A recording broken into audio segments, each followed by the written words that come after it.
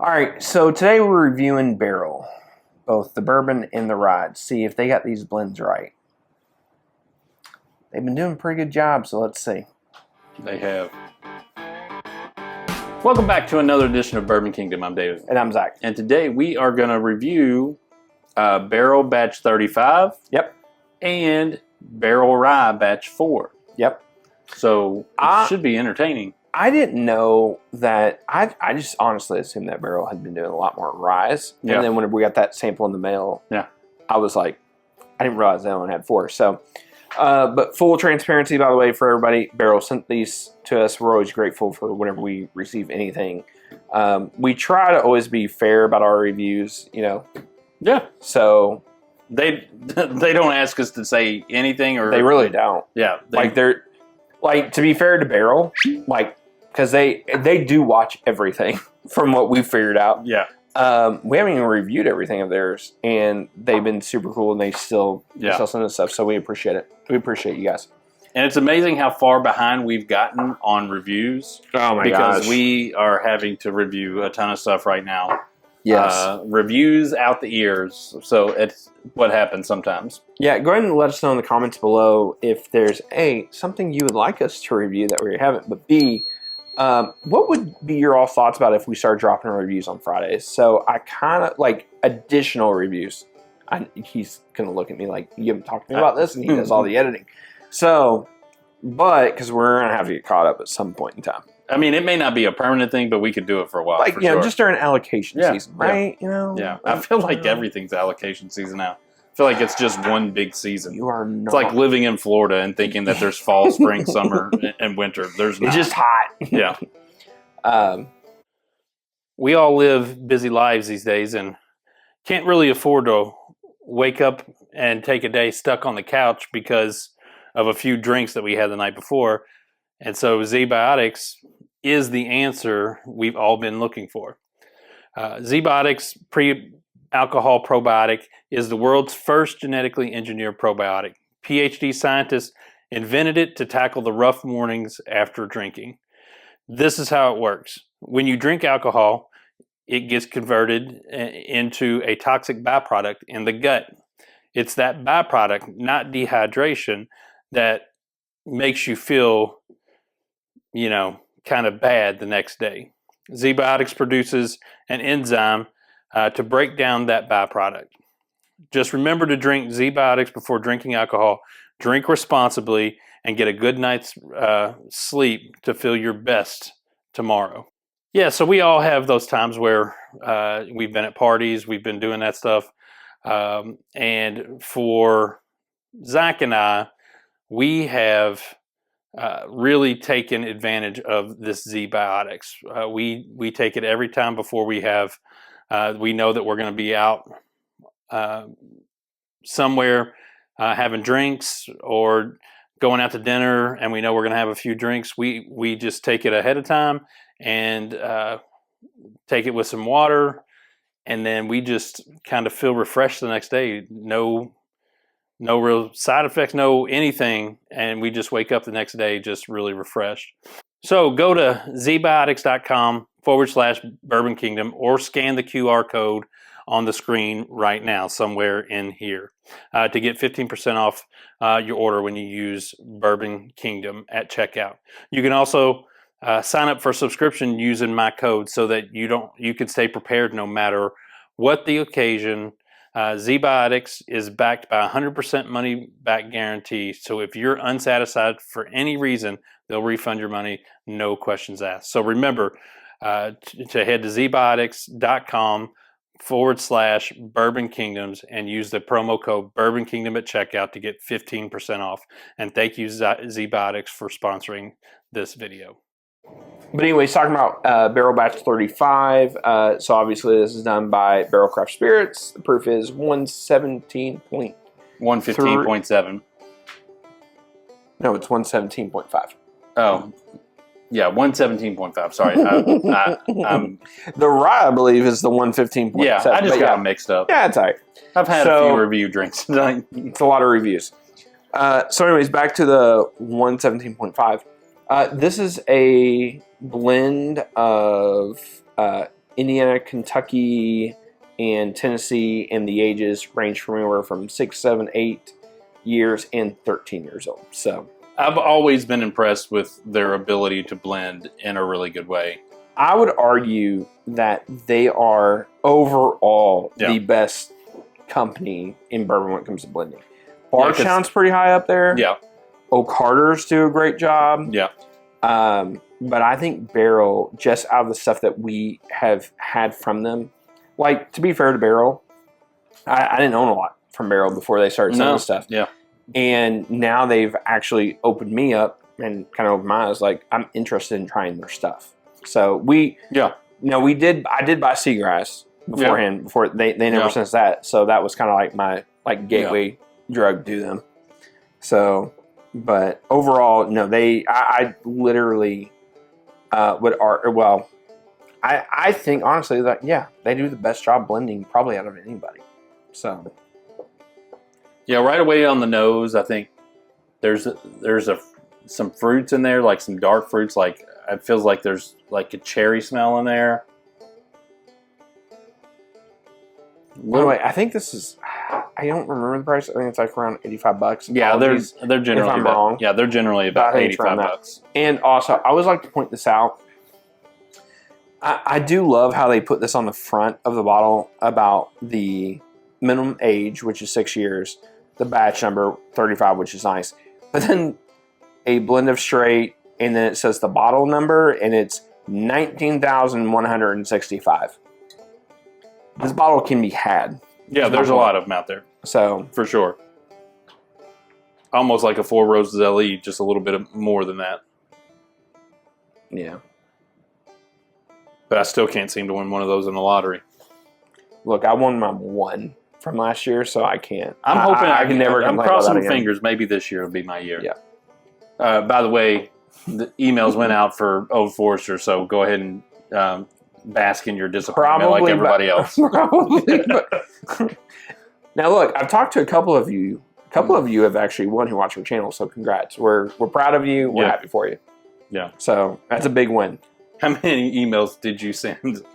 I sent 37. I didn't win, so yeah, we're 42. I can't remember. All right, right away. Like again, I think there's a cherry note on there. There's a little spiciness.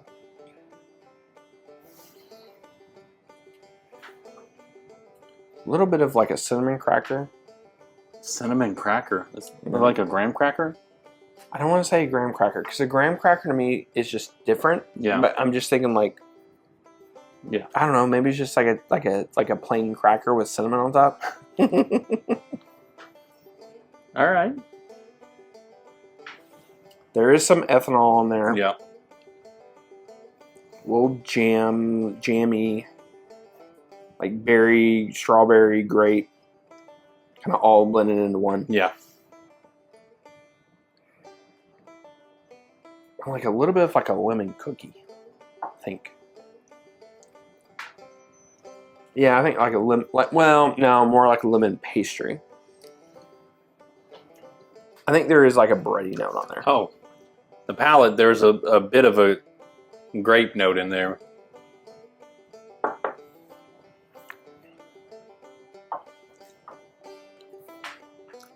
Almost like you're drinking a John J. Bowman or a or an Eagle Rare. There's a ton going on in that palate. Yeah. And wow, does that palate coat. Yeah, that's what I agree with you on that.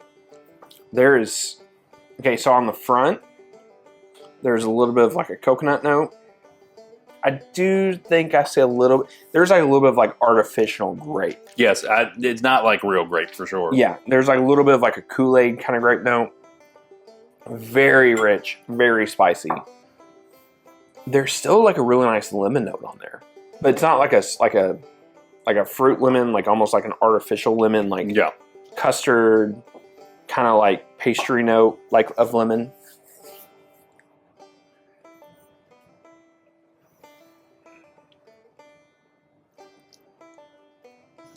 It almost tastes like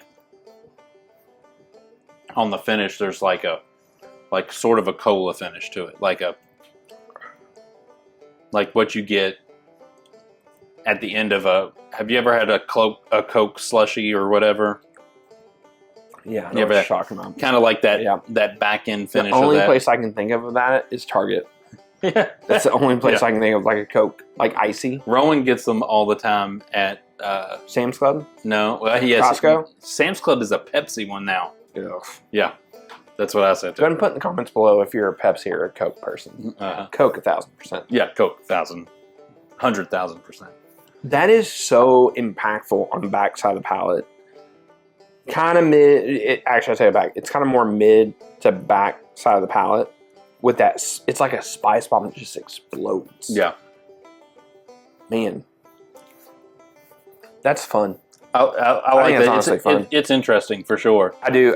So I agree. So that is very. I said this a while back about the Wild Turkey voyage, how different it is, but how enjoyable it is. This is like reminding me of like that same experience. Like it's very different, but enjoyable. Yeah, it's very enjoyable. I don't know. I don't think it's as good as 33 because 33 was kind of special for them. 33 was special. But 34 was good too. So like they've been on a really good tear, and this one's good in its own right. It's just different. Like it's a spice bomb. Yeah. I think I would agree with that. Spice bomb. It's a spice bomb with some kind of lemon pastry note. I keep kind of going all through with it. Yeah, but. Yeah, I like that. That's good. All right, so going over to the rye batch 4, so it's 115 proof or 115.7 proof. It is a blend of 10-year-old. I think it's like 10-year-old Indiana. Excuse me if I'm wrong on that one. Indiana, 5 Tennessee, 6 Kentucky, and then it's like 14-year-old like Canada or something. 14-year-old. Canada, yep. Right away, this reminds me of. Don't know the mash bills, but the price is like $84.99. The candy necklaces that you eat. They kind of remind, like right away, it's like a candy necklace right on it. I hated those as a kid. Yeah, I hated them too. I never ate them because I never liked to be gross, and those always just okay. Gross. So that was my argument. So I remember there was these girls at recess that would always eat them, like when we'd be like running around doing whatever. Like as kids, I'm like, I used to always think like those things have to be nasty. Oh, so gross. You just get on your neck, and then you're like getting sweat and neck getting candy, that salty and sweet. Oh yeah. But that's the kind of the smell right there. So a lot of smelling this right now, nosing this, I'm getting a lot of that MGP rye that's popping on that. A lot of that just traditional,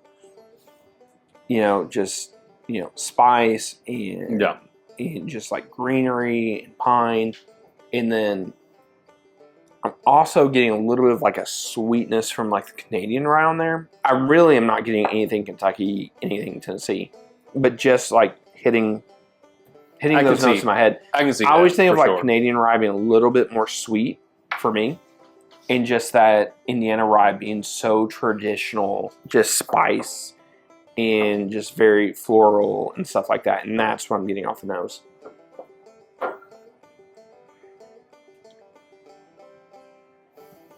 A little bready. Oh, I can see that now. Like a little bready. Yeah. I feel like I'm breaking it all down. I feel like the bready notes come from Tennessee.